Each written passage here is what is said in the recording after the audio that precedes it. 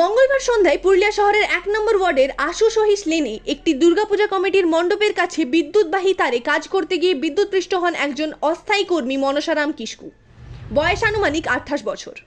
রঘুনাথপুর থানার অন্তর্গত সিজা গ্রামের বাসিন্দা তিনি। ওই বিদ্যুৎ পোলে বিদ্যুৎ সংযোগ বন্ধ করে কাজ করছিলেন তিনি, কিন্তু হঠাৎ করেই ওই বিদ্যুৎ তারে বিদ্যুৎ এসে যায় এবং তারপরেই তিনি বিদ্যুৎপৃষ্ট হয়ে আহত হন।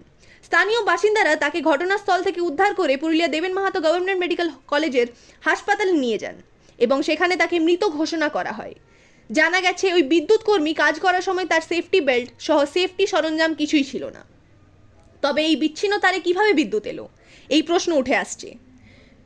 বিষয়টি আজ খতিয়ে দেখতে ঘটনাস্থলে যান পুরুলিয়া বিদ্যুৎ বিভাগের আধিকারিকরা এবং পুরুলিয়া পৌরসভার পৌরপ্রধান।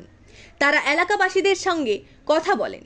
আজ পুরুলিয়া দেবেন মাহাতো গভর্নমেন্ট মেডিকেল কলেজে হাসপাতাল হাতোয়ারা ক্যাম্পাস ময়নাতদন্তের পর মৃতদেহ পরিবারের হাতে তুলে দেওয়া হয়। এভাবে আলাদা লাইন টানুন, তাতে সবাই পরিষ্কার একটা ধারণা হবে।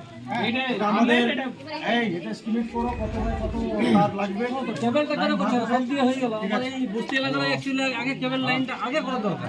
এই কেবলটা যদি হয়ে যেত এই ঘটনা হতো না।